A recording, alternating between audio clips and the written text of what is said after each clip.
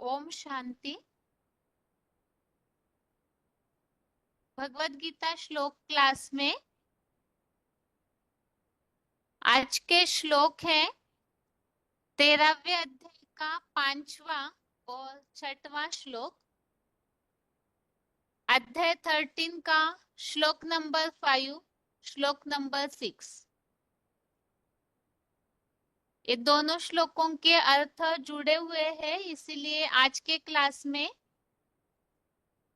13वें अध्याय का 5वां और 6वां श्लोक इकट्ठा पढ़ेंगे।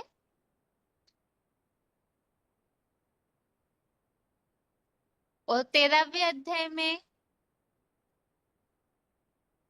क्षेत्र क्षेत्रज्ञ विभाग योग, इस अध्याय में हम समझ रहे हैं क्षेत्र अर्थात जिस तन में परम पिता प्रवेश करते हैं वो अर्जुन का तन मुकर्रर रथधारी, वो क्षेत्र है महाभारी महाभारत युद्ध का, जहां से युद्ध की शुरुआत होती है।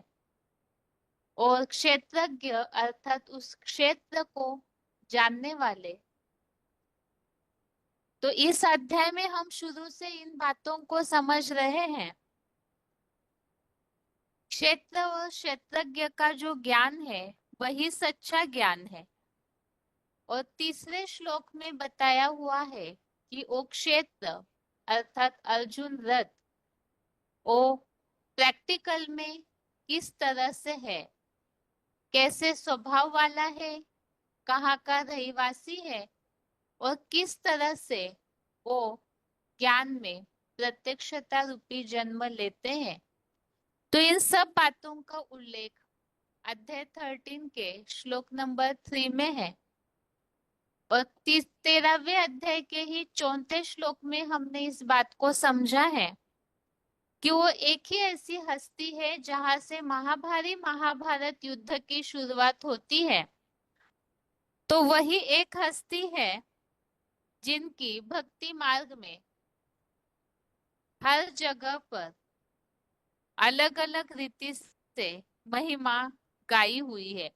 वेद मंत्रों में, आरतियों में, स्तुतियों में, अलग अलग ग्रंथों में, उपनिषदों में, आरण्यकों में, इसके अलावा कविताओं में, ग्रामीण गीतों में वो एक ही ऐसा व्यक्तित्व है जो सृष्टि रंगमंच पर इस तरह से चारों युगों में पार्ट बजाते हैं कि उनकी ही महिमा इस रंगमंच पर गाई हुई है। और मुरलियों में भी जिसके लिए उल्लेख आता है, इस सृष्टि पर सदा कायम तो कोई चीज है नहीं, सदा कायम एक शिव बाबा ही है। तो परम पिता के कार्य के लिए जो साकार तन निमित्त बनता है वही श्रीमद् भगवत गीता में अर्जुन का रथ गाया हुआ है। वो अर्जुन रथ अर्थात कोई लकड़ी का या धातु का रथ नहीं, बल्कि शरीर को ही रथ कहा है। और वही महाभारी महाभारत युद्ध का धर्म क्षेत्र कर्म क्षेत्र भी है, जहां से युद्ध की शुरुआत होती है। अभी आज के इन दोनों श्लोकों में ये क्षेत्र और किन गुणों से युक्त है उसे समझते हैं।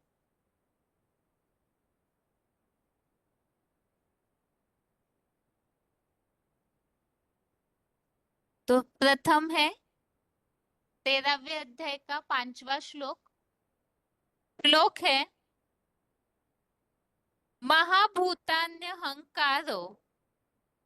बुद्धिर्व्यक्तमेव च इंद्रियाणि दशैकं च पंचचेंद्रिय गोचरा। श्लोक दोबारा। महाभूतान्यहंकारो बुद्धिरव्यक्तमेव च इंद्रियाणि दशैकं च पंचचेंद्रिय गोचरा। श्लोक फिर से। महाभूतान्यहंकारो बुद्धिर्व्यक्तमेव च इंद्रियाणि दशैकं च पंचचेंद्रिय गोचरा। श्लोक का संधि विच्छेद है। महाभूतानि अहंकारः बुद्धिः अव्यक्तम् एव च इन्द्रियाणि दश एकम च पंच च इंद्रिय गोचरः। अध्याय 13 का श्लोक नंबर 5। संधि विच्छेद दोबारा।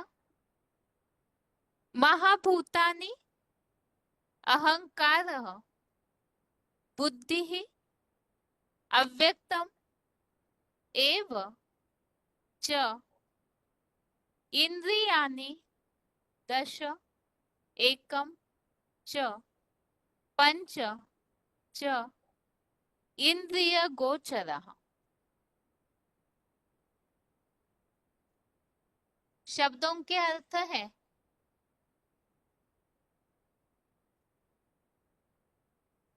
महाभूतान्यहंकारः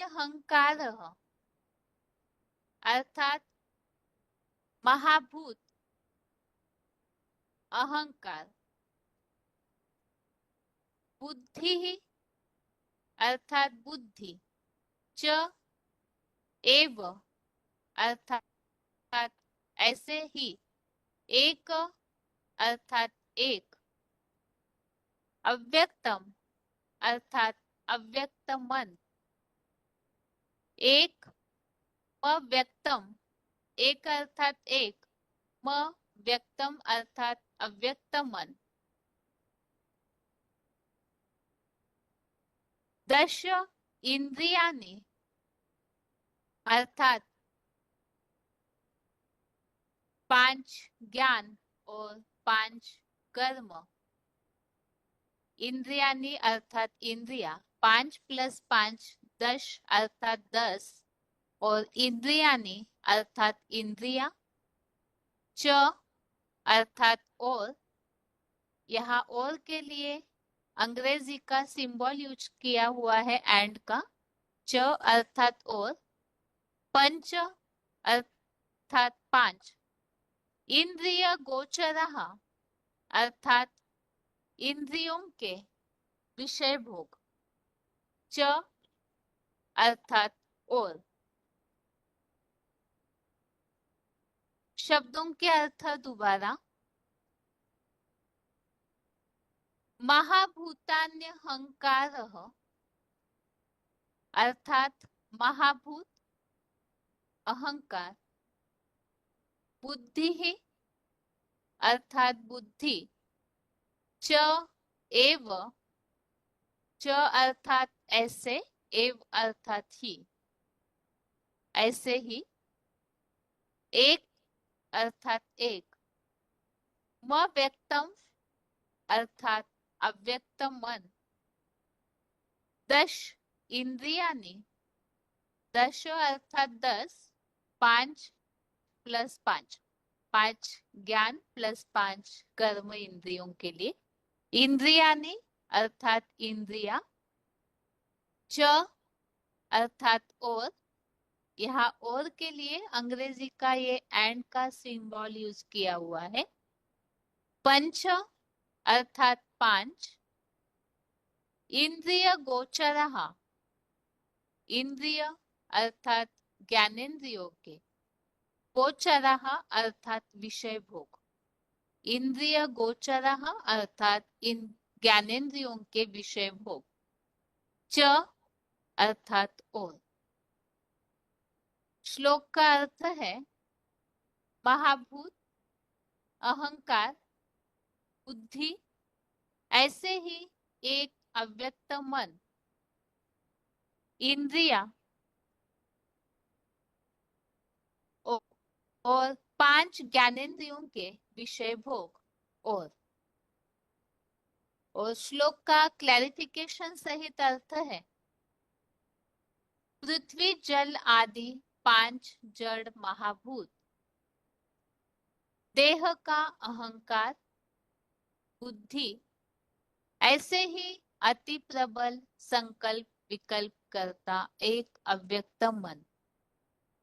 सहित नेत्र आदि 5 ज्ञान प्लस 5 हाथ पाव आदि 5 कर्म इंद्रिया और 5 ही स्वर्ग में संभोग मीडिया ज्ञानेन्द्रियों के शब्द स्पर्श रूप रस गंध विषय भोग और तो यहाँ पर इस श्लोक में जो इसके पहले भी हमने भगवत गीता के कई सारे अध्यायों में 23 तत्वों का उल्लेख देखा था।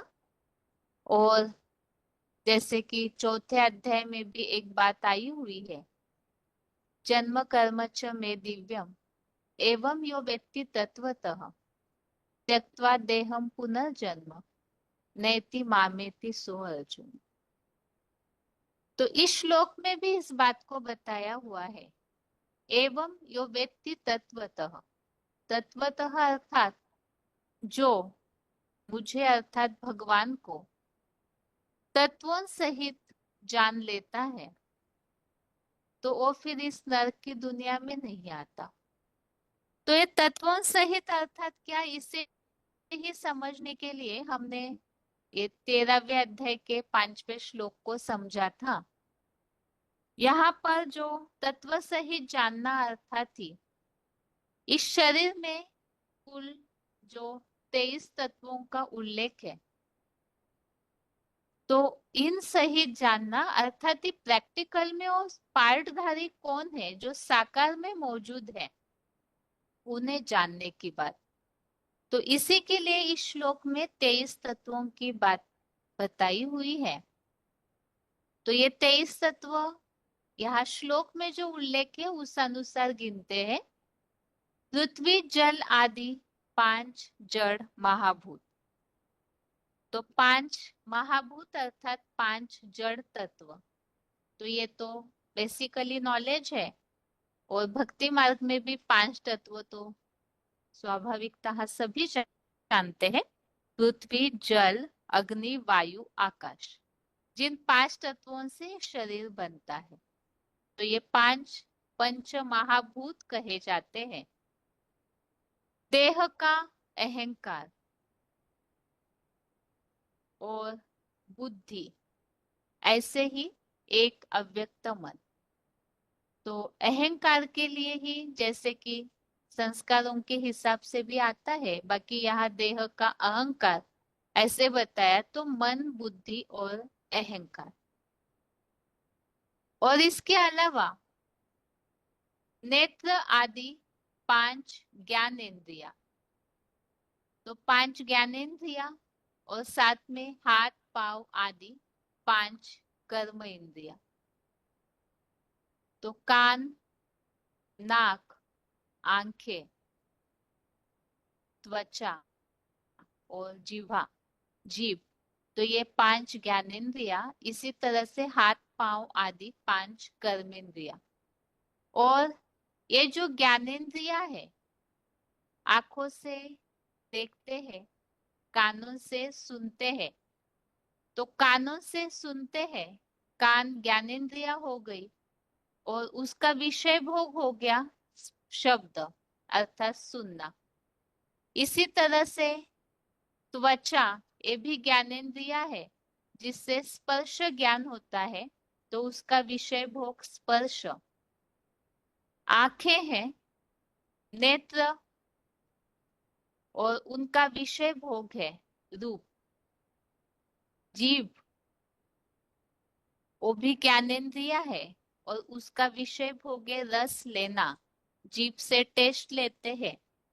और गंध अर्थात नाक, ये भी ज्ञानेंद्रिया, उसका विषय भोग है सूंघना अर्थात गंध। तो ये 5 ही स्वर्ग में संभोग मीडिया ज्ञानेंद्रियों के शब्द स्पर्श रूप रस गंध विषय भोग। और आगे इसी से जुड़ा हुआ 6वां श्लोक भी हम पढ़ते हैं। और उसके बाद दोनों श्लोकों के अर्थों को दोबारा पढ़ेंगे एक साथ। अभी छठवां श्लोक देखिए, श्लोक नंबर 6। श्लोक है, इच्छा द्वेषः सुखम दुःखम संघातश्चेतना धृतिः एतत् क्षेत्रम समासेन सविकारम उदाहृतम्। श्लोक दोबारा, इच्छा द्वेषः सुखम दुःखम संघातश्चेतना धृतिः एतत् क्षेत्रम समासेन सविकारम उदाहृतम्। श्लोक फिर से, इच्छा द्वेषः सुखम दुःखम संघातश्चेतना धृतिः एतत् क्षेत्रम समासेन सविकारम उदाहृतम्।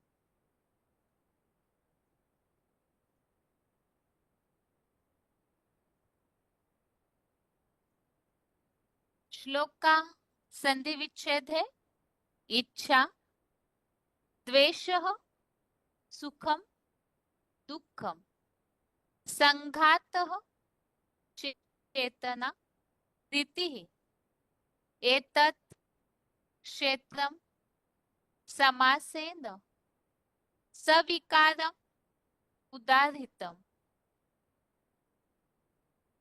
श्लोक का संधि विच्छेद दोबारा, इच्छा द्वेषः सुखम दुःखम संघातः चेतना धृतिः एतत् क्षेत्रम समासेन सविकारम उदाहृतम्।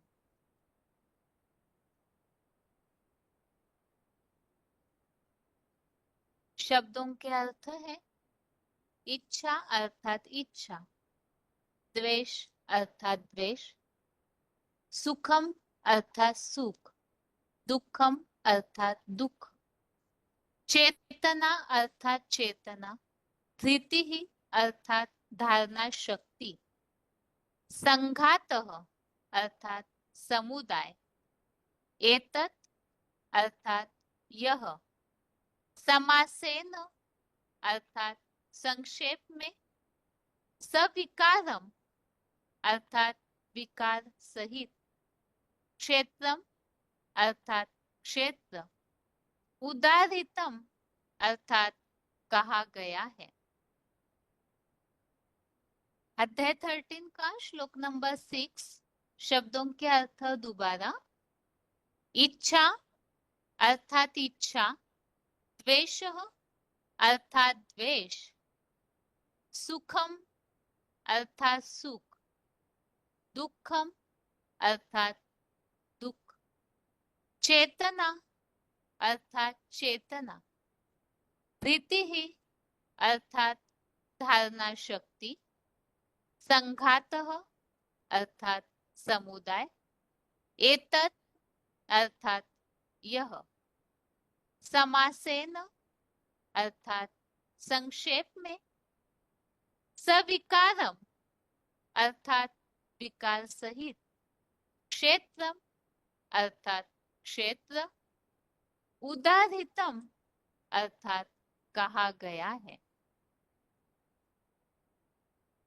श्लोक का अर्थ है, इच्छा द्वेष सुख दुख चेतना धारणा शक्ति समुदाय, यह संक्षेप में विकार सहित क्षेत्र कहा गया है।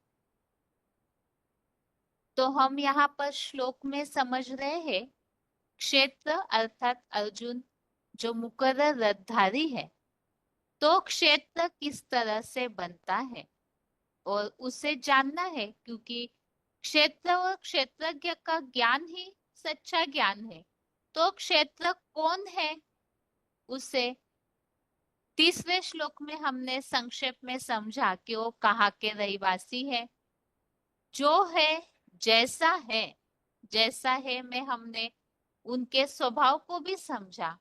नाग जैसे बदला लेने वाले स्वभाव का, धृष्टद्युम्न की तरह अड़ियल है, ढीठ है, तो ऐसे स्वभाव वाला है, सबके हिसाब किताब चुकतू करने के प्रभाव वाला है।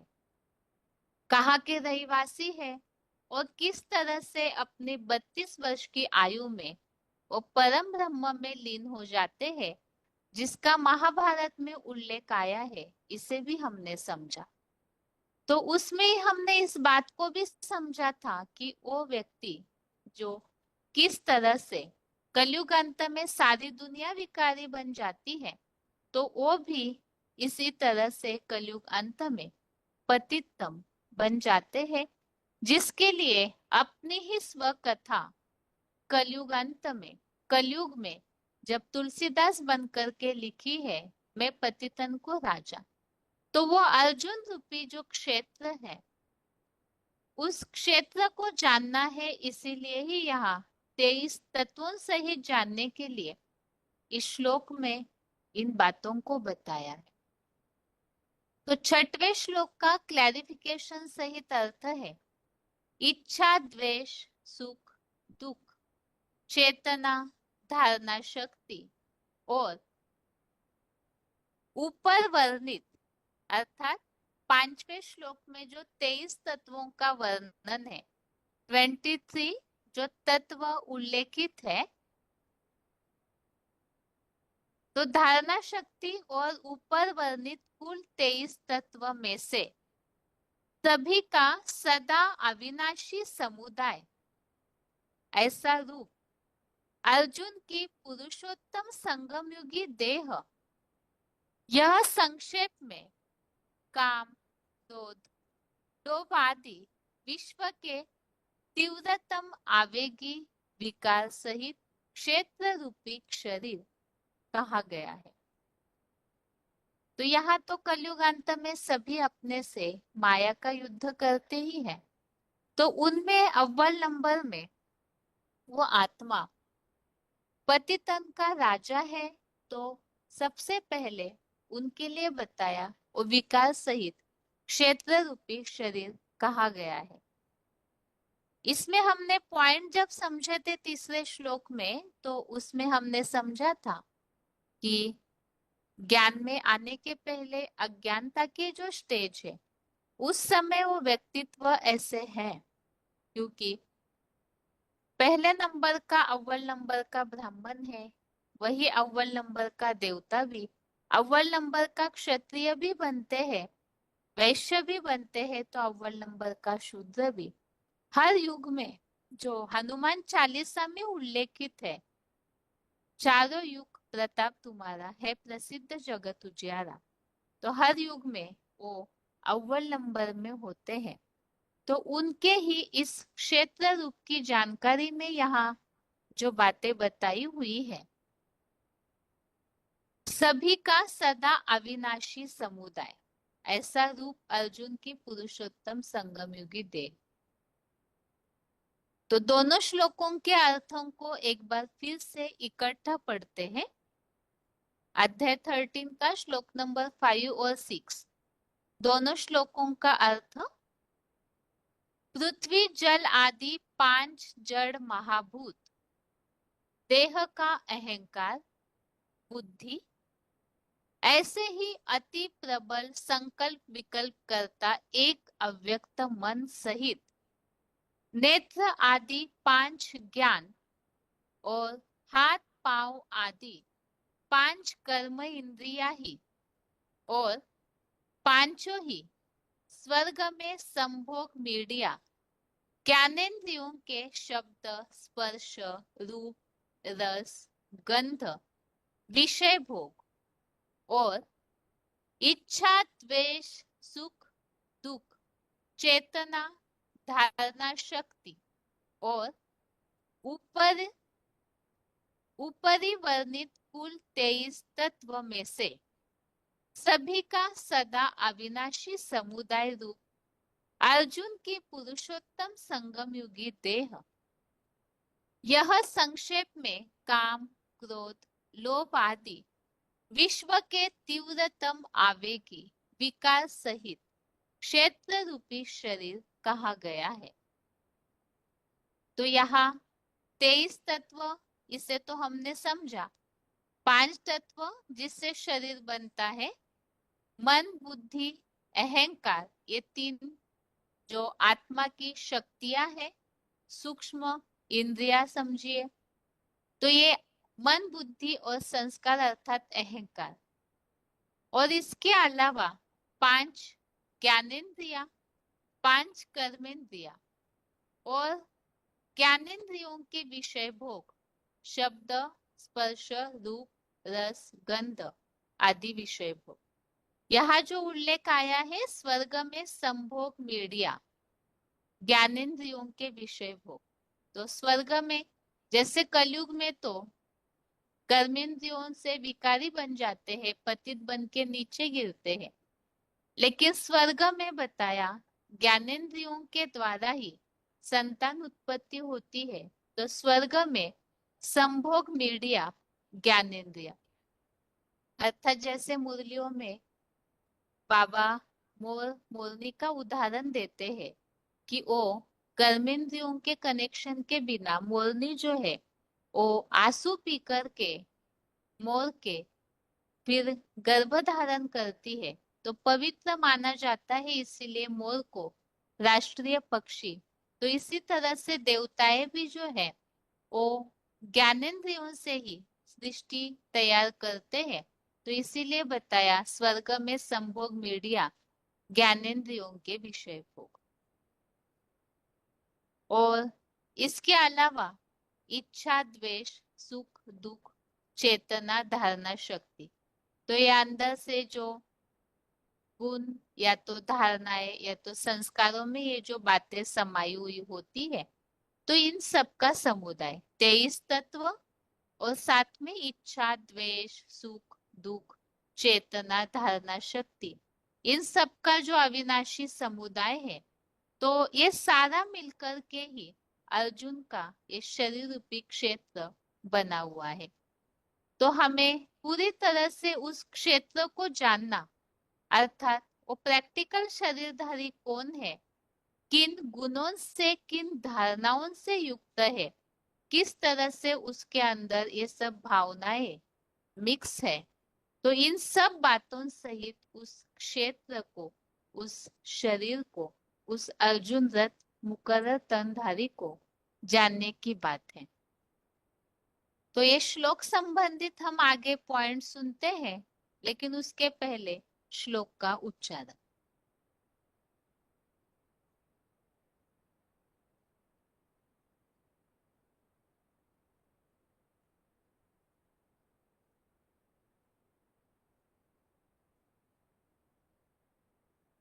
आगे इस श्लोक संबंधित ही रेफरेंस श्लोक भी है, तो उसे देख करके फिर उच्चारण सुनते हैं।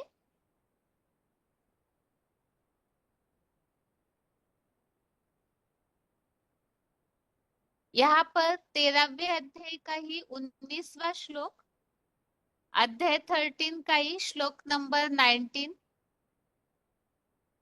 श्लोक में जो बातें आई हुई है 23 तत्वों की, तो यहाँ पर दैहिक महाभूतादि 23 तत्वों वाली लिंग रूपा अनादि अविनाशी प्रकृति से उत्पन्न हुआ जानो। 13वें अध्याय में पूरी तरह से क्षेत्र की ही जानकारी दी हुई है। तो इस श्लोक में भी इसी तरह से बताया है कि अर्जुन की देह में प्रकृति को और आत्मा को, दोनों को भी अनादि अक्षय ऑलराउंडर ही जानो, जो अभी हमने 6वें श्लोक में पढ़ा कि सदा अविनाशी, इस तरह से। तो प्रकृति और आत्मा को, दोनों को भी अनादि अक्षय ऑलराउंडर ही जानो, और विकारों और अनादि निर्मित सत रजादि घटने बढ़ने वाले इन तीनों गुणों को भी दैहिक महाभूतादि 23 तत्वों वाली लिंग रूपा अनादि अविनाशी प्रकृति से उत्पन्न हुआ जानो। और 13वें अध्याय के 20वें अध्याय 13 के श्लोक नंबर 20 में यहाँ इस तरह से उल्लेख है कि इस बीज रूपा अर्थात अर्जुन रूपी जो क्षेत्र है उसमें प्रकृति को देह रूप कार्य में ज्ञान प्लस कर्मेंद्रियों के साधन रूप रचना में कारण रूप कहा जाता है। आत्मा को सुख दुखों के भोक्तापने में कारण कहा जाता है। हमने जो समझा कि अर्जुन रूपी क्षेत्र को जानने के लिए सुख दुख चेतना धारणा शक्ति इन सब बातों से ही जानने की बात, तो यहाँ बताया है कि आत्मा जो है वो सुख दुख भोक्तापने में कारण कही जाती है। और 18वें अध्याय का 14वां अध्याय 18 का श्लोक नंबर 14 इसमें बताया है यहाँ मानसी शूटिंग काल में कर्म का आधार रूप विनाशी देह उसी तरह कर्ता स्वयं और विविध प्रकार की ज्ञान और कर्म इंद्रिया और इंद्रियों के विविध सुख और दुखदायी अलग अलग चेष्टाएं और पांचवा अदृश्य भाग ही मुख्य कारण है। तो यह आत्मा किस तरह से ये ज्ञानेन्द्रिया और कर्मेंद्रियों के द्वारा कार्य करती है सुख दुख भोगती है, तो इन सब बातों के लिए जो बताया अदृश्य भागी कारण है। तो आत्मा इस तरह से शरीर के द्वारा जो कुछ भी है कार्य करती है भोगती है, इस बात का उल्लेख आया हुआ है।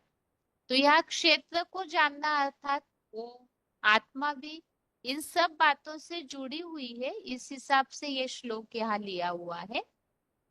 आगे है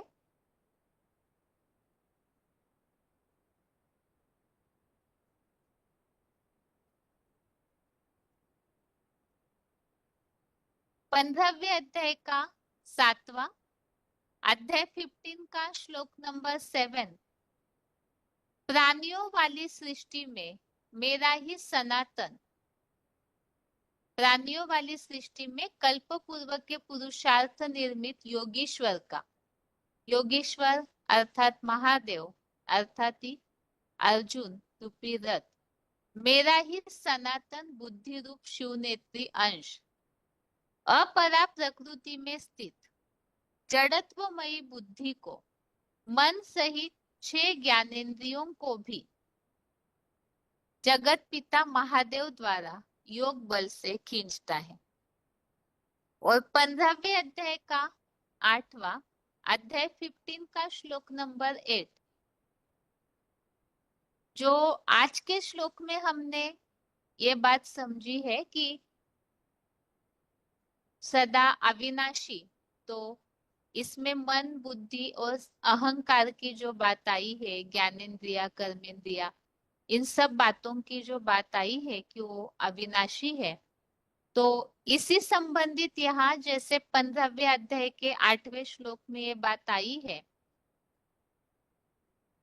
जब पुरुषोत्तम संगम में परम ब्रह्म के बुद्धि रूपी पेट में एकत्र अखंड योग ऊर्जा का अंश आत्मा ईश्वर ऊपर निकलता है और जब दूसरी देह के निर्जीव गर्भ को धारण करता है, तब जैसे अदर्शनीय वायु फूलों से सुगंधियों को दूर ले जाती है, वैसे ही प्राण वायु अर्थात यहाँ आत्मा ईश्वर या प्राण वायु, तो ये जो परम ब्रह्म रूपी आत्मा है वो जब ऊपर निकलती है और दूसरी देह के निर्जीव गर्भ को धारण करती है, तब जैसे अदर्शनीय वायु फूलों से सुगंधियों को दूर ले जाती है, वैसे ही प्राण वायु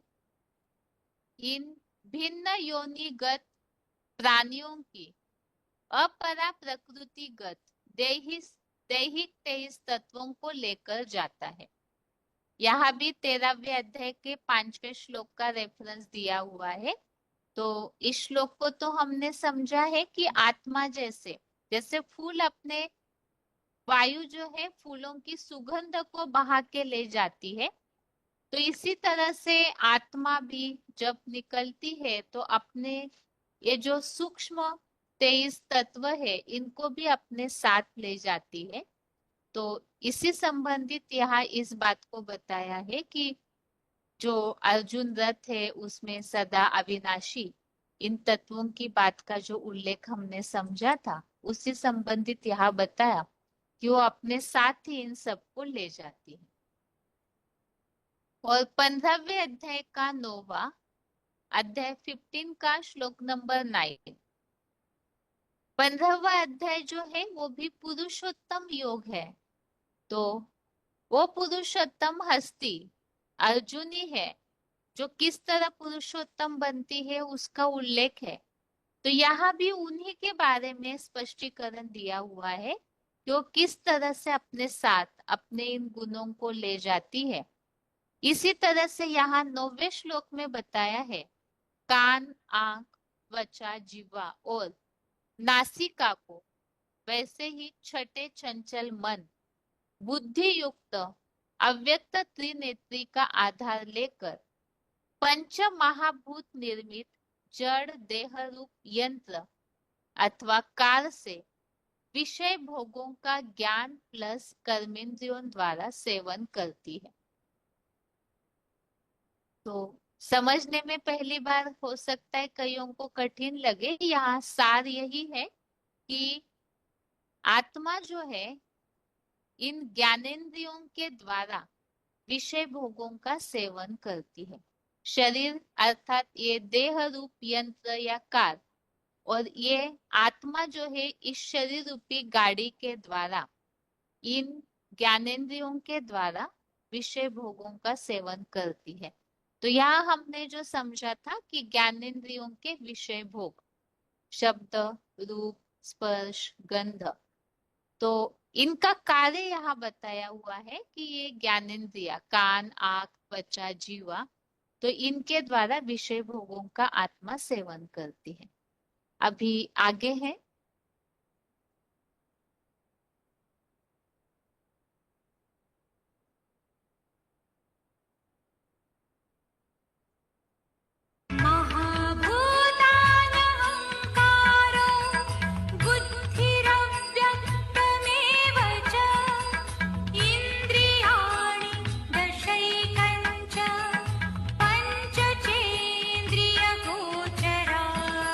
पृथ्वी जलादि 5 जड़ महाभूत, देह का अहंकार, बुद्धि, ऐसे ही अति प्रबल संकल्प विकल्प करता एक अव्यक्त मन सहित नेत्रादि 5 ज्ञान प्लस हाथ पांववादि 5 कर्म इंद्रियां और 5 ही स्वर्ग में संभोग मीडिया ज्ञानेंद्रियों के शब्द, स्पर्श, रूप, रस, गंध, विषय भोग।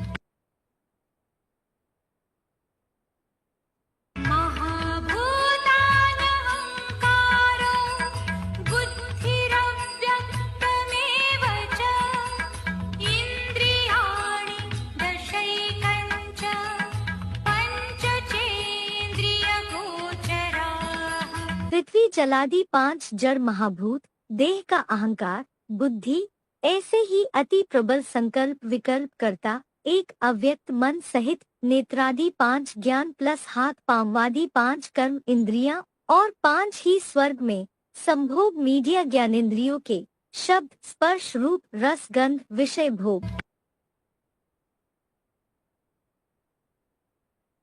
इच्छा द्वेष सुखं दुःखं संघातश्चेतनाधृतिः एतत् क्षेत्रं समासेन सविकारमुदाहृतम्। इच्छा, द्वेष, सुख, दुख, चेतना, धारणा शक्ति और उपरिवर्णित कुल 23 तत्व में से सभी का सदा अविनाशी समुदाय रूप अर्जुन की पुरुषोत्तम संगमयुगी देह, यह संक्षेप में काम, क्रोध, लोभादि विश्व के तीव्रतम आवेगी विकार सहित क्षेत्र रूपी शरीर कहा गया है। इच्छा द्वेष सुखं दुःखं संघातश्चेतनाधृतिः एतत् क्षेत्रं समासेन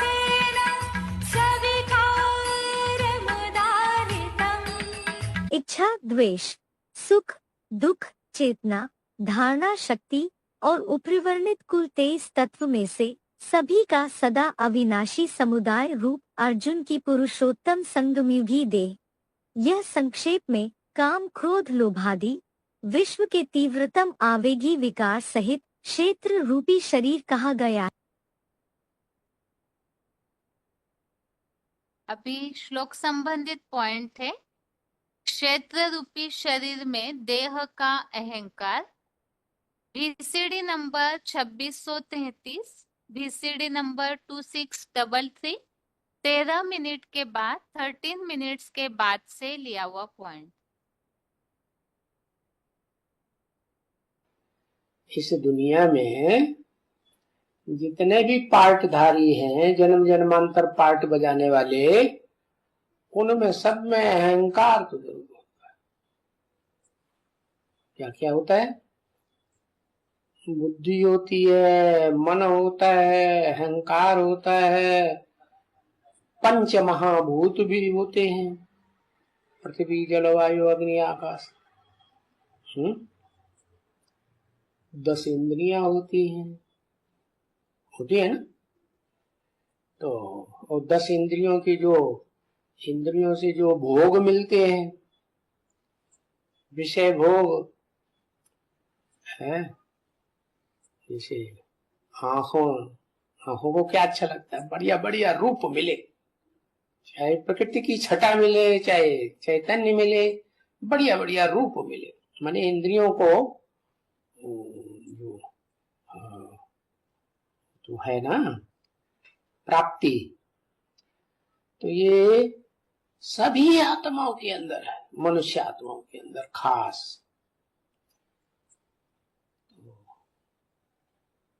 अहंकार तो होगा नहीं, अहंकार ही नहीं होगा। क्या अहंकार? तो मैं आत्मा भी कुछ हूं। ये अहंकार नंबरवार होगा कि सब में एक जैसा होगा? है नंबरवार होगा। अव्वल नंबर किस में होगा? अव्वल नंबर सबसे जास्ती अहंकार किस में होगा? हाँ, जो सारी मनुष्य सृष्टि का बाप है, उसमें तो जरूर सबसे ज्यादा अहंकार होगा। मैं किसका बच्चा हूं? है ऊंचते ऊंचे आत्मा का बच्चा हूं कि छोटी मोटी का बच्चा हूं, कम शक्तिशाली का बच्चा हूं? क्या अहंकार रहेगा? बड़ा स्वाभिमान रहेगा। अगला पॉइंट है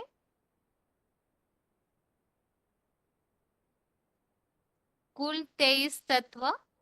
VCD नंबर 3352, VCD नंबर 3352।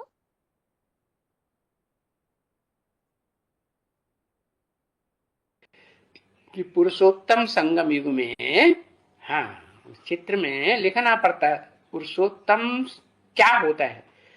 पुरुषों में उत्तम है, पुरु माने शरीर रूपी पुरी, है ना। जैसे कानपुर कहते हैं ना, है तो पुर क्यों कहते हैं? बहुत से लोग वहां रहते हैं ना, तो शरीर रूपी पुरी कौन रहता है? हाँ, ये जो भी 23 तत्व है ना, वो शरीर रूपी पुरी में निवास करते हैं कि नहीं? मालूम कौन कौन से 23 तत्व हैं? पृथ्वी, जल, वायु, अग्नि, आकाश, ये जड़ तत्व भी। तो देखो, ये जो जैसे कानपुर बताया है, या जगन्नाथपुरी भी एक शहर है, वो पुरी कह दिया। पुर कहो, पुरी कहो, जहाँ बहुत लोग रहते हैं उसको पुर कहते हैं। तो ये शरीर में भी है, ये ढेर सारे तत्व हैं कि नहीं है? अगर चैतन्य शरीर है, चैतन्य आत्मा बोलती चालती है, तो उसमें कितने तत्व हैं बताए ना? 5 तत्व तो ये मुख्य, और फिर यानी कि तन्मात्राएं हैं, इनके गुण कौन कौन से? शब्द, स्पर्श, रूप, रस, गंध, ये भी है। तो 10 हुए ना, हैं? हाँ। और फिर मन, बुद्धि, अहंकार। ऐसा कोई मनुष्य होगा जिसको अपनी देह का अहंकार न हो? है? होगा?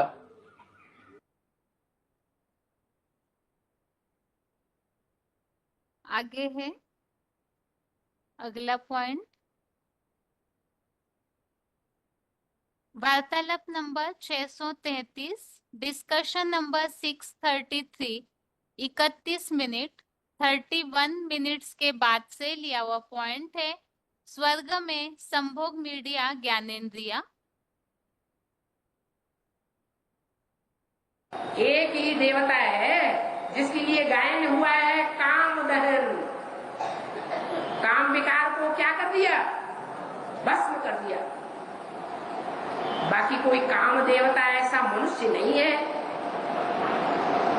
क्या? अपने अंदर की जो काम वृत्तियां हैं मनुष्य के अंदर, वो राजयोग के द्वारा उन काम वृत्तियों को भस्म कर दिया और गाया हुआ है। वही है काम अनंग। जो नई सृष्टि होगी उसमें वो काम वासना वाली, मार करने वाली हिंसक इंद्रियां काम नहीं करेंगी। वो भ्रष्ट इंद्रियों का कार्य है जिनसे आज की सृष्टि पैदा हो रही है, बिच्छू टिंडनों की सृष्टि। वो सृष्टि नहीं होगी पैदा। क्यों? क्योंकि वहां काम की मार करने वाली इंद्रियां ही नहीं होंगी।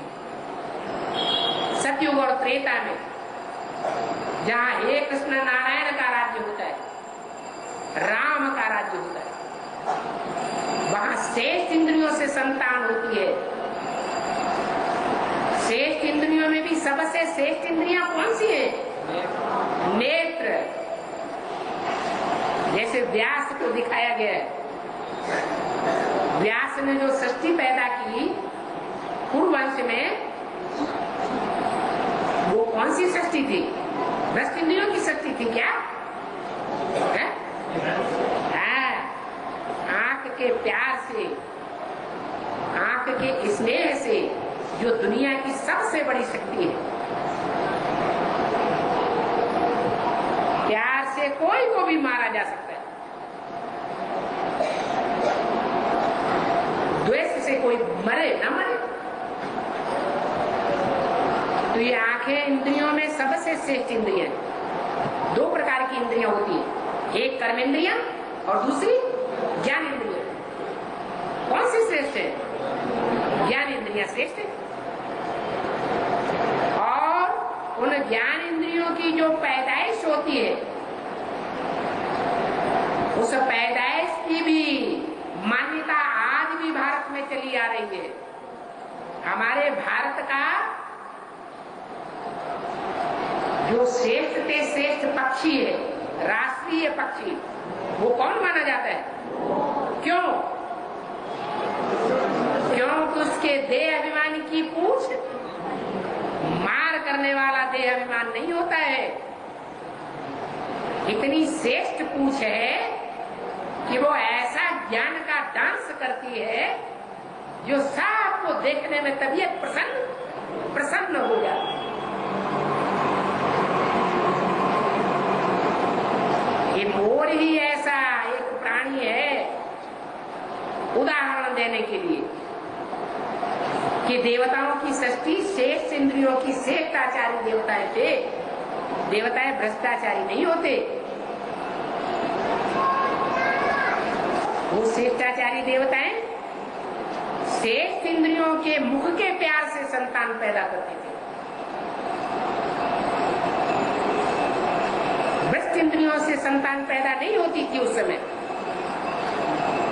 इसलिए जिसका आदि अच्छा होगा उसका अंत भी अच्छा होगा। आगे है क्षेत्र रूपी शरीर में चेतना, जो छठवें श्लोक में हमने उल्लेख समझा है, इच्छा, द्वेष, सुख, दुख, चेतना, धारणा शक्ति, तो ये भी उस क्षेत्र रूपी शरीर में है। तो उसमें से क्षेत्र रूपी शरीर में चेतना। VCD number 2754, VCD number 2754, 7 minute 7 minutes के बाद से लिया हुआ पॉइंट।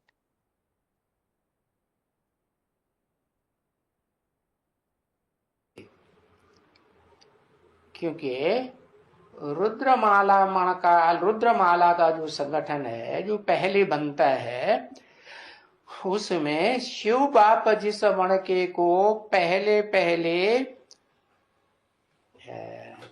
टटोलता है, क्योंकि उसे क्या प्रिय है, कल बताया, ज्ञानी तू आत्मा मुझे विशेष प्रिय है। तो जो विशेष प्रिय है उसमें आया। क्यों आया? आया इसलिए उसमें कि ये समझेगा, ज्ञानी है ना, तो जानेगा, समझेगा, और साथ ही साथ फिर देहभान भी चाहिए कि नहीं? देहभान, देह और आत्मा दोनों को मिलके काम करेंगे तभी समझेंगे, कि ऐसे ही समझेंगे है? समझेंगे, समझाएंगे, सुनेंगे, सुनाएंगे, तो वो तो तभी होगा जबकि शरीर और आत्मा का मेल हो। तो जो आदम है वो आत्मा तो है ही, सारी भोगी आत्माओं का बीज, और सारी भोगी आत्माओं के जो शरीर हैं उन शरीरधारियों का भी बीज है ना? लेकिन वो तो एक ही है। इस साकार सृष्टि में जब एक ही है तो पहले पहले उसमें प्रधानता किसी चीज की है? आत्मशक्ति की, चित्त शक्ति की प्रधानता है या जड़त्वमयी शक्ति की प्रधानता है?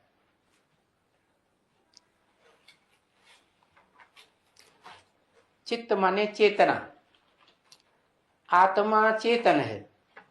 हाँ, देवान की प्रधानता है, जन्म जन्मांतर की। हाँ, तो जन्म जन्मांतर की देखेगा ना वो, उसमें जानता है कि जन्म जन्मांतर की चेतना इसी आत्मा में है। तो उसका आधार तो लिया, लेकिन इस अंतिम जन्म में जो शरीर है वो दुर्योधन दुशासन का है या कन्या माता का शरीर है? दुर्योधन दुशासन का शरीर है ना। तो आगे है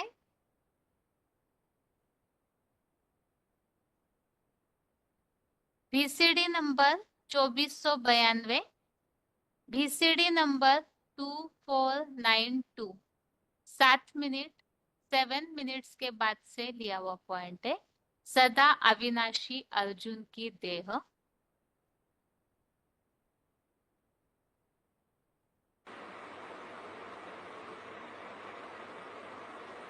क्षेत्रीय हुआ अर्जुन, उस क्षेत्र का जानकार भी होगा, क्षेत्रज्ञ।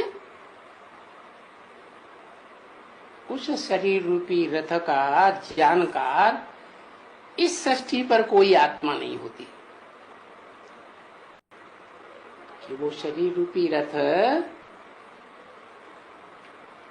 इस संसार में क्या है, कौन है, क्या पार्ट बजाता है।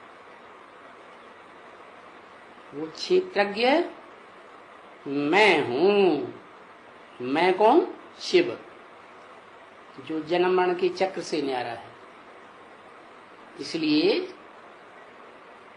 उस अविनाशी शरीर रूपी क्षेत्र कहो, रथ कहो, इसे आत्मा अविनाशी है, लेकिन वो शरीर भी उस आत्मा का अविनाशी है। इस षष्ठी रूपी रंगमंच पर वो आत्मा जरूर कोई न कोई शरीर लेकर के ही सृष्टि पर रहती है। कल्पांत काल में सब शरीरों का विनाश हो जाएगा, लेकिन उस आत्मा के शरीर का विनाश नहीं होगा। अगला पॉइंट है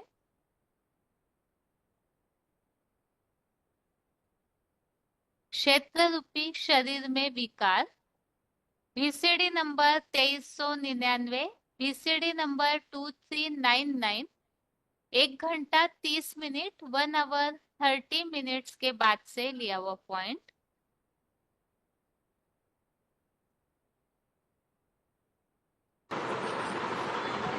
परंतु जैसे इस दुनिया का हिसाब है, दुनिया की हर वस्तु का, हर चीज का, हर व्यक्ति का हिसाब है कि 4 अवस्थाओं से जरूर पसार होती है।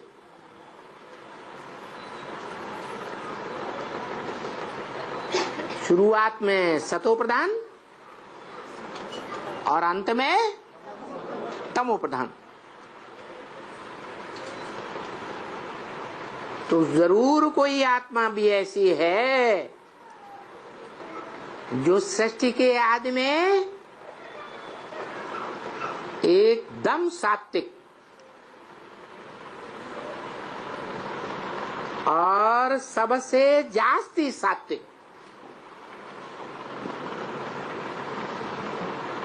पार्ट बजाने वाली और जब सृष्टि चक्कर खाते खाते त्रेता युग में आती है, जहां क्षत्रिय वर्ण उभरता है, उस क्षत्रिय वर्ण में भी अव्वल नंबर का क्षत्रिय, ऐसे ही द्वापर के आदि में अव्वल नंबर का है वैश्य, विशियस, पहला विशियस या दूसरे तीसरे चौथे नंबर और बाद वाले नंबर, पहला विशियस।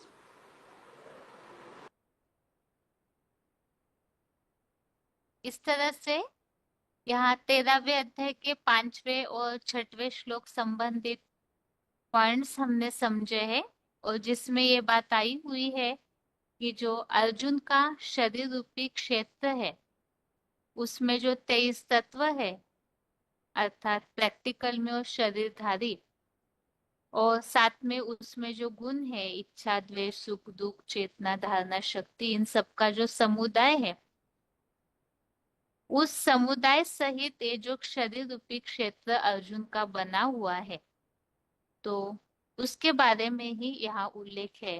क्योंकि ऊपर ही हमने समझा है कि क्षेत्र और क्षेत्रज्ञ का जो ज्ञान है वही सच्चा ज्ञान है। तो किस तरह से अर्जुन का ये शरीर 23 तत्वों सहित बना हुआ है और साथ में उसमें जो गुण है उन सब गुणों सहित ये जो शरीर रूपी क्षेत्र है उसे जानना है। अभी आगे है 10वें अध्याय के 24वें श्लोक की रिवीजन।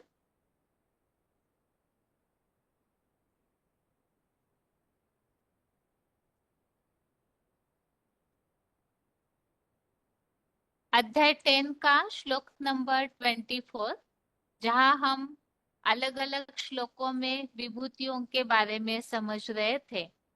तो यहाँ अगली विभूतियों का वर्णन दिया हुआ है। श्लोक है पुरोधसाम च मुख्यम माम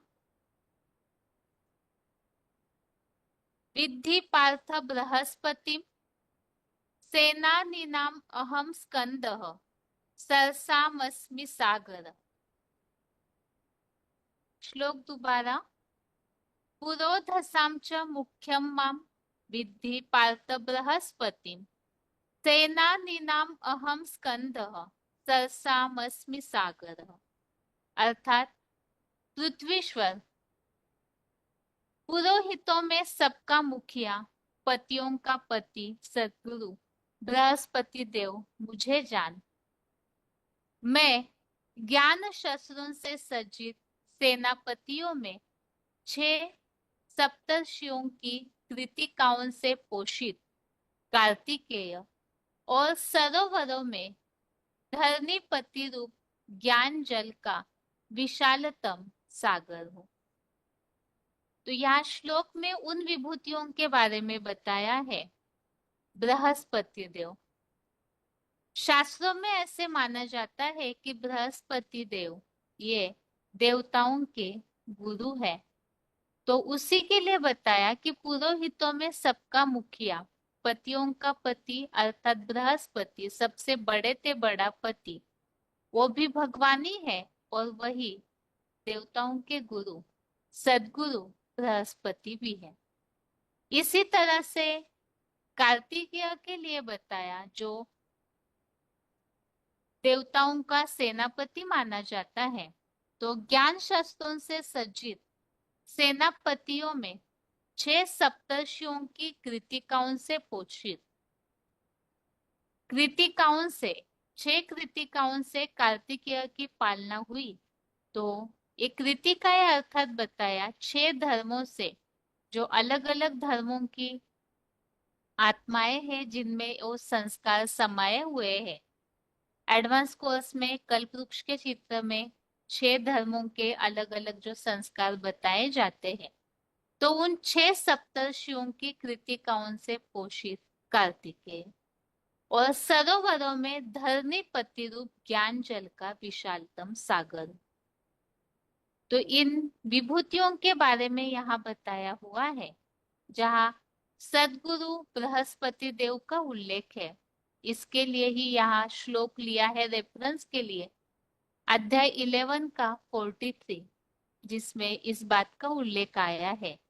पूजनीय सर्वोत्तम साकार में एकमात्र सद्गुरु आप हो। जो विराट रूप में, जब विराट रूप जिस साकार तन द्वारा प्रत्यक्ष होता है, तो वो गुरु भी है। और वही यहाँ 10वें अध्याय में भी विभूतियों के रूप में बताया बृहस्पति देव।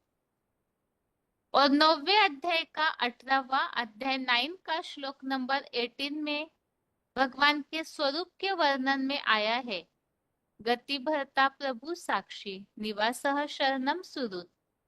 इसमें पति स्वामी मैं ही हूँ। तो इसमें जो उल्लेख आया है, जो बीज है, जो उसके लिए उल्लेख आया है पति और स्वामी। अभी आगे है श्लोक संबंधित पॉइंट्स।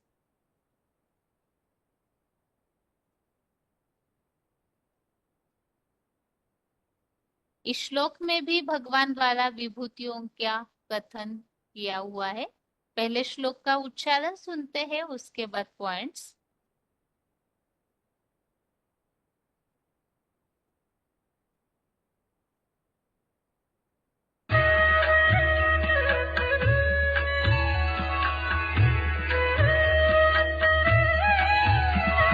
पुरोधसाञ्च मुख्यं मां विद्धि पार्थ बृहस्पतिम् सेनानीनामहं स्कन्दः सरसामस्मि सागर। पार्थ पुरोधसाम मुख्यम बृहस्पतिम माम विद्धि। पृथ्वीश्वर, पुरोहितों में सबका मुखिया बृहस्पति देव मुझे जान।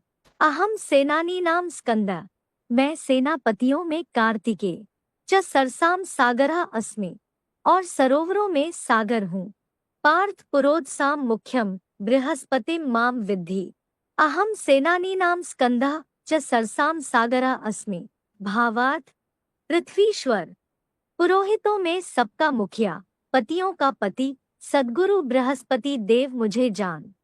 मैं ज्ञान शस्त्रों से सज्जित सेनापतियों में 6 सप्तर्षियों की कृत्तिकाओं से पोषित कार्तिकेय और सरोवरों में धरणी पतिरूप ज्ञानजल का विशालतम सागर हूँ।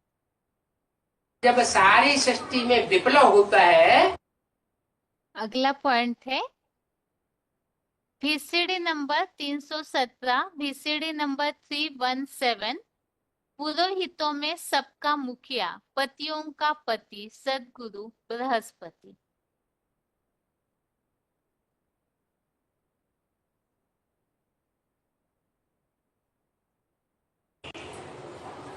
तो 9 ग्रह आपस में टकराते हैं।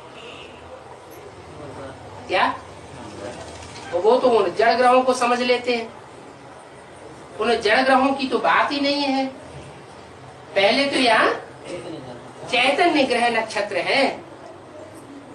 आपस में टकराव माने क्या बात हैं? आपस में टकराव माने टकराव माने आपस में एक दूसरे के सिद्धांतों में टक्कर होती है। वो कहते हैं ये बात ऐसे होनी चाहिए, वो कहेंगे नहीं ये ऐसे नहीं, ऐसे होना चाहिए। फिर बाद में क्या होता है? बाद में यही होगा कि जो ज्यादा मजबूत और ज्यादा वजनी होगा, वही ज्यादा पावरफुल होगा, वो बचेगा और सब नष्ट भ्रष्ट हो जाएंगे।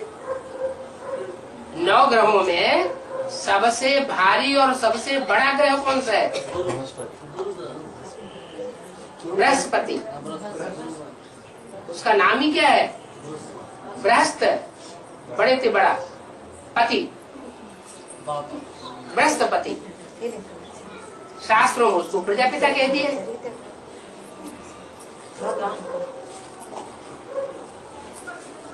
वो शिव बाबा ने उसे प्रजापिता कह दिया है और शास्त्रों में उसे प्रजापति कह दिया है, दक्ष प्रजापति। तो जो प्रजापति है वही वास्तव में सदगुरु का पार्ट बजाता है, बृहस्पति का पार्ट बजाता है। और जिसको भगवान का संरक्षण मिला हुआ हो मुकर्रर रूप से, उसे डरने की कोई बात है नहीं, इसलिए वो भारी पड़ जाता है। भारी पड़ जाने के कारण जो और ग्रह टकराते हैं उनकी टक्कर का उसके ऊपर कोई असर नहीं पड़ता। तो बाकी ग्रह नक्षत्र सब टकरा के खलास हो जाते हैं। खलास होने के बाद उसमें मर्ज हो जाते, सरेंडर हो जाते। और अभी भी वो टकराहट अंदर अंदर जारी है, जिसे कहते हैं शीत युद्ध। जो ग्रह 9 है अगला पॉइंट है पतियों का पति बृहस्पति, VCD नंबर 2128 2128, 44 मिनट के बाद से लिया हुआ पॉइंट।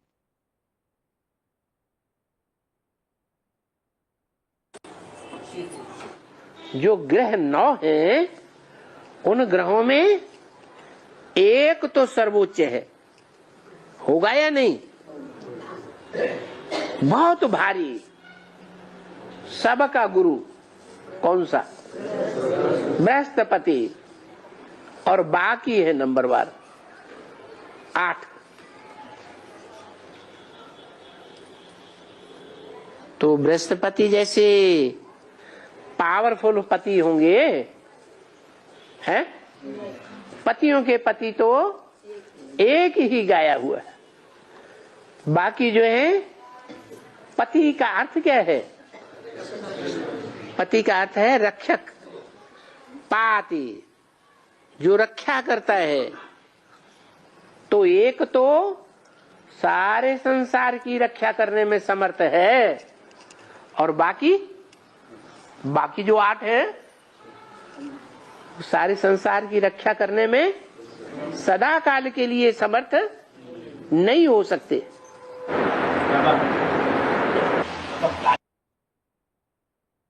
अगला पॉइंट है स्कंद, जो श्लोक में शब्द आया हुआ है सेनानीनाम अहम स्कंद।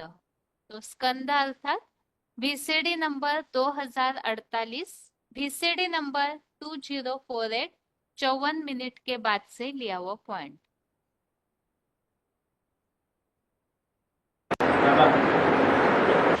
कार्तिकेय का दूसरा नाम स्कंद है स्कंद। हाँ, पुराण में निकला है। स्कंद पुराण। हाँ जी, उसका मतलब क्या है? स्कंद का मतलब इस माने क्या और कंद माने क्या? कंद मूल फल नाम सुना है? कंद माने जड़। क्या ये जो दुनिया है, रावण की दुनिया, इसका जड़ कहो मूल कहो कौन है? ये दुनिया कहां से शुरू होती है? किससे शुरू होती है? इसका मूल कौन है?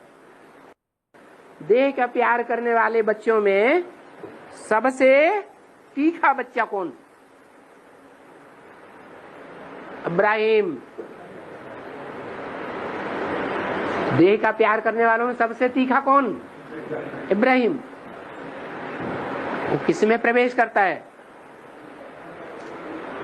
किसी में प्रवेश करता है ना, आधार मूर्त में। जिस नारायण में प्रवेश करता है उसको भी कोई जन्म देने वाला है या नहीं है? कोई बीज है या नहीं?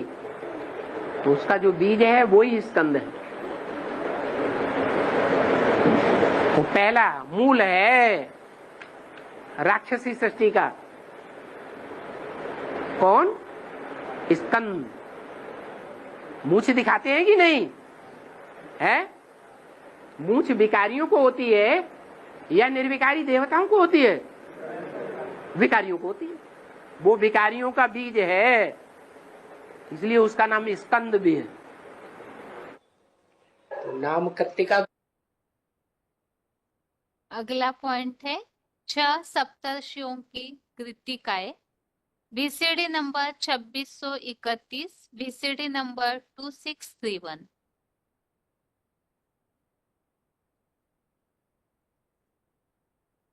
इसलिए उसका नाम स्कंद भी है। तो नाम कृतिका क्यों पड़ा? कृत माने क्या? कृति नहीं, वो प्रकृति नहीं, सिर्फ कृति माने प्रकृष्ट कर्म करने वाली नहीं, सिर्फ कृति कर्म किए। तो कर्म कौन सी युग से शुरू होते हैं? कर्मेंद्रियां कर्म करना कौन सी युग से शुरू करती है? द्वापर से। द्वापर से इब्राहिम आया और ये जो भ्रष्ट इंद्रियां हैं शरीर की, वहां से कर्म करना शुरू होता। तो ये 6 धर्मों की 6 कृतिकाएं निकलती हैं, माताएं। कौन कौन से 6 धर्म होंगे? इस्लामी, बौद्धी, क्रिश्चियन, सन्यासी, मुस्लिम, सिख। ठीक है ना? ये 6 जो हैं पक्के आस्तिक है। 7वां जो आर्य समाज है वो आधा आस्तिक है आधा नास्तिक है, उसको छोड़ दो। तो वो 6 धर्मों की जो 6 आधार मूर्त माताएं हैं ना, वो ही कृतिकाएं। कर्म को ज्यादा महत्व देते हैं, कर्म इंद्रियों के कर्म को। ज्ञान इंद्रियों को उतना महत्व। 6 आत्माएं, वो 6 माताएं 6 धर्मों से कनेक्टेड हुई ना, वो ही कृतिकाएं हैं। तो शिव बाबा का बच्चा शंकर और शंकर के बच्चे। अगला पॉइंट है सेनापतियों में 6 कृतिकाओं से पोषित Kartikeya. VCD number 1761, VCD number 1761, 46 minute के बाद से लिया हुआ पॉइंट।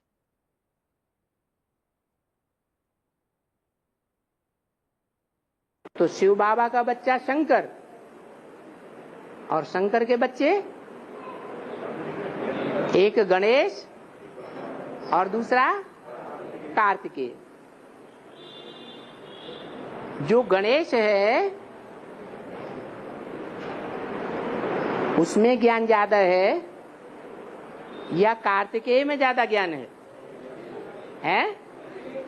गणेश में ज्यादा ज्ञान है। कौन हुआ है? ब्रह्मा का पार्ट है गणेश का, और कार्तिकेय का पार्ट किसका हुआ? दक्षिण भारत में प्रचार करता है धर्म का, उत्तर भारत में प्रचार नहीं करता है। दक्षिण भारत है भारत का विदेश, तो विदेशों में जाकर के प्रचार प्रसार करता है ज्ञान का, धर्म का। तो विदेशी धर्म कौन कौन से हैं? इस्लामी, बौद्धि, क्रिश्चियन आदि आदि। तो इन धर्मों का जो विदेश में जाकर के प्रचार प्रसार करता है उसका नाम कार्तिकेय दिया है। 6 कृत्तिकाओं से पैदा हो वो पालना लेता है।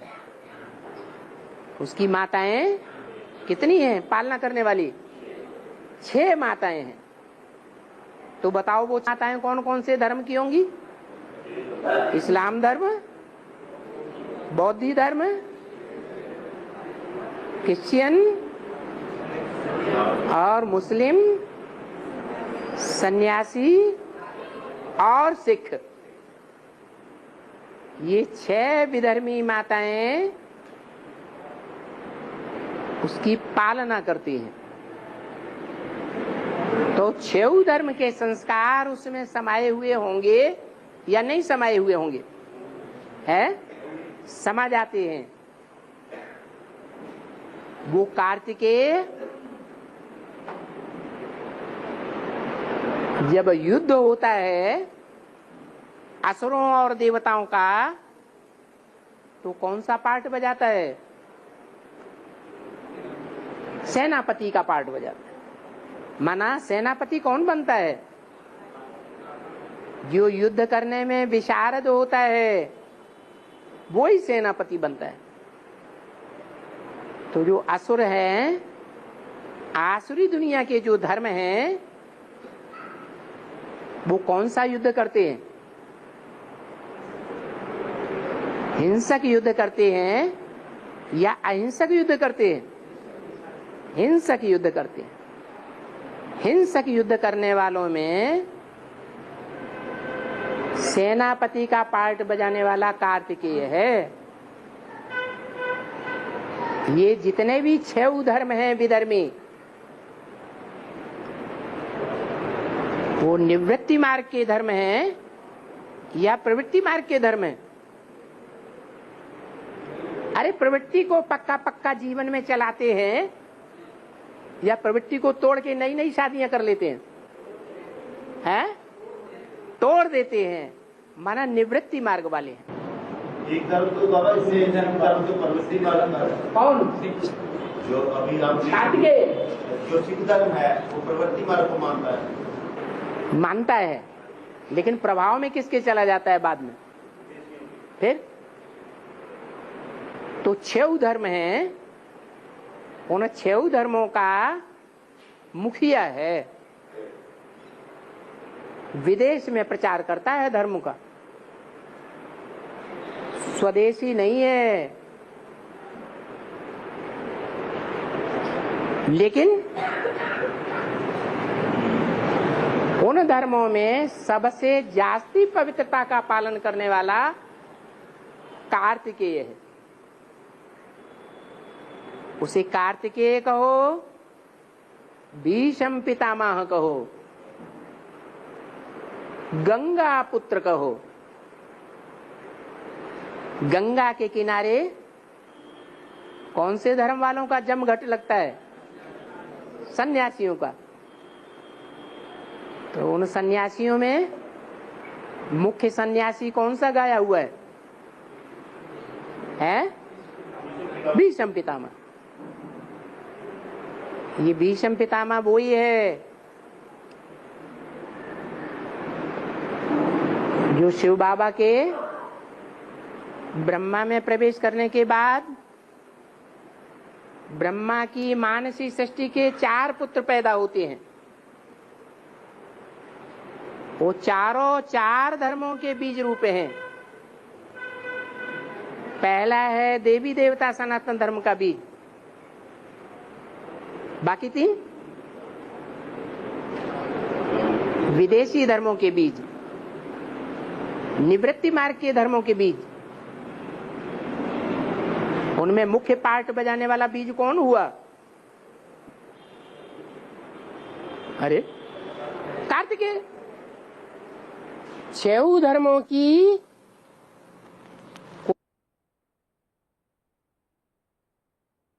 अगला पॉइंट है ज्ञान शस्त्रों से सज्जित कार्तिकेय। वार्तालाप नंबर 1457, डिस्कशन नंबर 1457।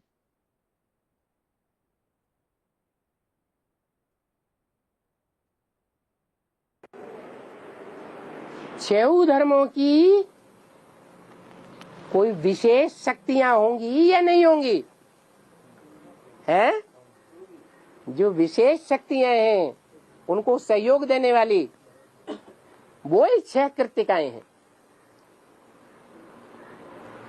जो उसकी एडवांस के जीवन में पालना कर रही हैं। वो एडवांस में अभी बाप का ज्ञान नहीं लेता है, उसकी बुद्धि में बैठता ही नहीं। भले बीच बीच में जाता है, कंपल में भट्टी करता है, वापस आता है, फिर ढोल मजीरा बजाना शुरू कर देता है। कहीं मंदिर में जाता है, कहीं मस्जिद में जाता है, कहीं गुरुद्वारे में जाता है, भक्ति मार्ग में ही जाता है। बस जा करके अपने मनमत के आधार पर ज्ञान की टिक टिक टिक टिक कर करके सुनाता रहता है। तो ज्ञान की टिक टिक करता है तो नामकरण क्या पड़ गया है? कार्तिक।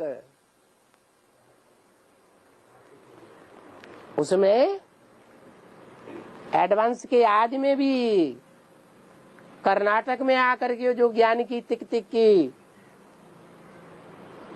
उससे एडवांस में ढेर के ढेर निकल पड़े सतो प्रधान स्टेज में। उस समय उसकी सात्विक स्टेज थी। वो समय की निकली हुई आत्माएं कर्नाटक की, आंध्र प्रदेश की अभी भी एडवांस में काम आ रही है।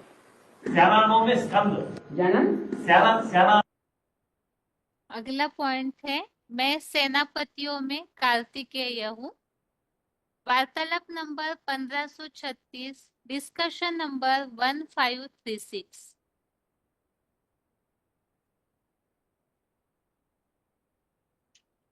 सेनाओं में स्कंद, सेनाओं में जो योद्धा में युद्ध करने वाले सेनाओं में, हाँ सेनानी, हाँ स्कंद हो कार्तिकेय। स्कंद माने कार्तिकेय हूँ। तो कार्तिकेय तो 6 धर्म वाले हुआ। कार्तिकेय 6 धर्म से कनेक्ट किए हैं। हाँ तो कार्तिकेय आप क्या समझते हैं? क्या हमेशा 6 धर्मों से कनेक्टेड रहता है कि क्रॉस कर जाता है? वो भूल गए। क्रॉस करने की यादगार कैसे दिखाया है? क्रॉस करके जाने के बाद कौन सा रूप था उसका यादगार? हाँ, क्रॉस करके जब जाता है तभी तो वो देवी देवता सनातन धर्म का बीज बनता है। जैसे सागर है। अगला पॉइंट है धरणीपति रूप ज्ञान जल का विशालतम सागर। BCD number 2297, BCD number 2297, 55 minute के बाद से लिया हुआ पॉइंट। धर्म का बीज बनता है। जैसे सागर है, पृथ्वी माता है, सागर पिता है, ज्ञान सागर। तो पृथ्वी रूपी माता को जो 1/4 हिस्से में फैली हुई है, कौन? पृथ्वी। और 4 गुने हिस्से में, 3 गुने हिस्से में कम से कम सागर फैला हुआ है। तो कौन किसकी गोद में समाया हुआ है? पृथ्वी माता माता है और सागर पिता है। कौन किसको गोद में लेगा? पिता माता को गोद में लेकर बैठा है। माता रचना है ना पहली। पुरुष की पहली रचना कौन होती है? माता। तो माता जो जगत माता कही जाती है, जगत जननी कही जाती है, उस जगत जननी धरणी माता को, धरती माता को या प्रकृति कहो, उस प्रकृति माता को गोद में लेकर बाप बैठा हुआ है। वो तो जड़ है कि चैतन्य है? जड़ है। लेकिन चैतन्य माता पिता कौन है? इस सृष्टि में पहले पहले, सृष्टि के आदि में पहले पहले माता पिता कौन है? जगदम्बा और जगत पिता।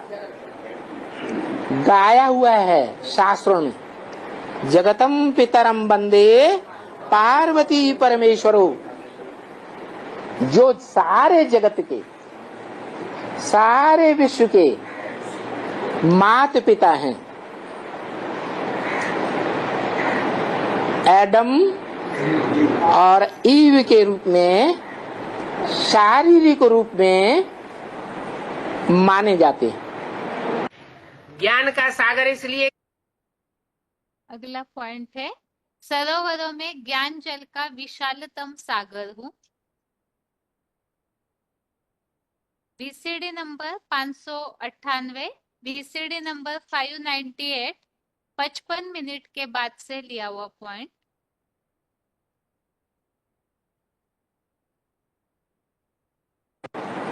माने जाते हैं। ज्ञान का सागर इसलिए कहते हैं कि सागर में सब नदियां आकर के मिल जाती हैं। सब नहरें आकर के सागर में मिलती हैं। बड़े बड़े सरोवर भी सागर में मिल जाते हैं। झीलें, नाले सब सागर में जाकर के मिलते हैं। गड्ढे गड़ीचियां सब सागर में मिलते हैं।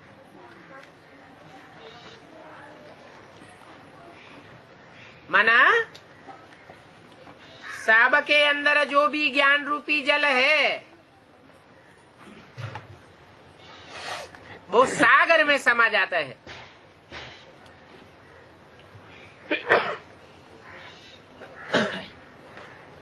सागर एक है। मनुष्यों ने अनेक नाम दे दिए हैं। अनेक नाम क्यों दे दिए हैं?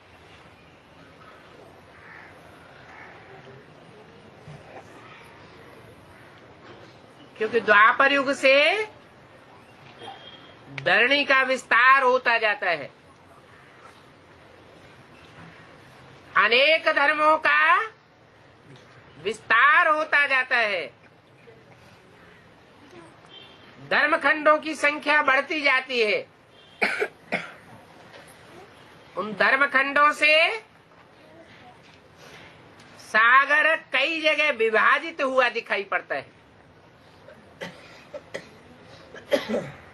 तो 7 सागर गिनाई दिए। वास्तव में सागर तो एक ही है। और ये बात भी तब समझ में आती है जब सारे ही धर्मखंड एक ही सागर में डूब जाएंगे। सिर्फ भारत खंड ही बचेगा। तब सारी दुनिया की बुद्धि में ये बैठता है कि एक ही ज्ञान सागर है। नहीं तो समझते हैं तुंडे तुंडे मतिर भिन्ना। अनेक भगवान बन करके बैठ जाते हैं।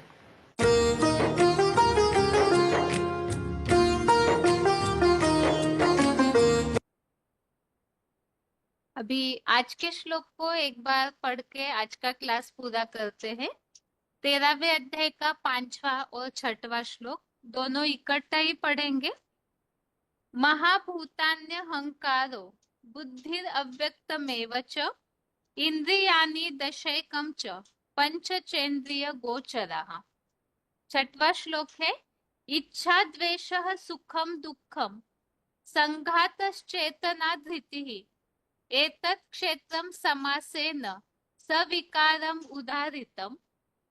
श्लोक फिर से महाभूतान्यहंकारो बुद्धिर्व्यक्तमेव च इंद्रियाणि दशैकं च पंचचेन्द्रिय गोचरः इच्छा द्वेषः सुखम दुःखम संघातश्चेतना धृतिः एतत् क्षेत्रम समासेन सविकारम उदाहृतम। अर्थात पृथ्वी जल आदि 5 जड़ महाभूत, देह का अहंकार, बुद्धि, ऐसे ही अति प्रबल संकल्प विकल्प करता एक अव्यक्त मन सहित नेत्र आदि 5 ज्ञान और हाथ पांव आदि 5 कर्मेंद्रिया और पांचों ही स्वर्ग में संभोग मीडिया ज्ञानेन्द्रियों के शब्द स्पर्श रूप रस गंध विषय भोग और इच्छा द्वेष सुख दुख चेतना धारणा शक्ति और ऊपरी वर्णित कुल 23 तत्व में से सभी का सदा अविनाशी समुदाय रूप अर्जुन की पुरुषोत्तम संगम युगी देह, यह संक्षेप में काम क्रोध लोभादि विश्व के तीव्रतम आवेगी विकार सहित क्षेत्र रूपी शरीर कहा गया है। तो कलयुग अंत में परमपिता अर्जुन रथ का आधार लेते हैं, तो वो अर्जुन रथ की खासियत यहाँ बताई हुई है। किस तरह से 23 तत्वों और साथ में इच्छा द्वेष सुख दुख इन सब बातों का समुदाय उस क्षेत्र रूपी शरीर में होता है। और इस संबंधित ही जहाँ 23 तत्व मौजूद है, किस तरह से ज्ञानेन्द्रियों के द्वारा जो शब्द स्पर्श आदि जो विषय भोग है, इनके द्वारा किस तरह आत्मा कार्यशील होती है, इन सब बातों के उल्लेख जहां जहां श्लोकों में आए हैं, उन्हीं श्लोकों को हमने रेफरेंस श्लोक के तौर पे देखा है। आगे सिर्फ रेफरेंस श्लोक के नंबर रिवाइज किए जाएंगे।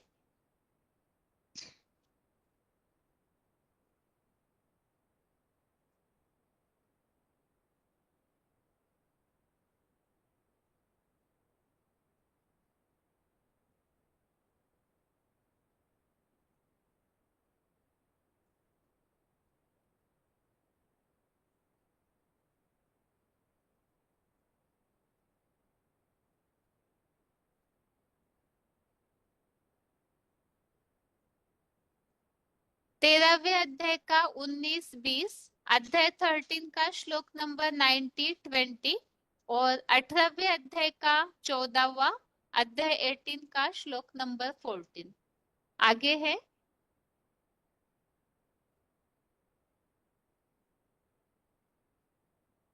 15वें अध्याय का 7वां 8वां 9वां, अध्याय 15 का श्लोक नंबर 7, 8, 9। इन सारे श्लोकों में आत्मा किस तरह से, जैसे 15वें अध्याय के 8वें श्लोक में बताया है कि जैसे वायु फूलों की सुगंध को ले जाती है, वैसी तरह से आत्मा भी अपने साथ ही इन सूक्ष्म तत्वों को भी ले जाती है। तो इस तरह से 13वें अध्याय का 5वां और 6वां श्लोक हमने समझा। अर्जुन रूपी जो क्षेत्र रूपी शरीर है, उनकी खासियत और 7वें और 23 तत्वों का किस तरह से संघात वाला शरीर बनता है। और इसके साथ ही आज के लिए गीता क्लास यहाँ तक ही। ओम शांति।